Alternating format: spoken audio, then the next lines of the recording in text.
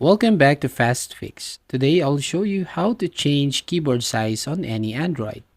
So if you go to the message and open the keyboard right here, you can see this keyboard setup.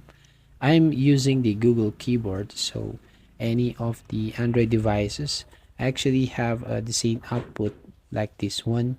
If you're using Samsung, you can see the settings right here that you can change the actual keyboard size right over here. But if not, go ahead and open the settings option and search for keyboard. So for example here, and then you need to tap on manage keyboards as you can see right here. Now, as I told you, I'm using Gboard or the Google keyboard. Then you have the settings right here. You can go to glide typing, voice typing, dictionary, or emojis. But you can tap on these preferences to go to the keyboard size.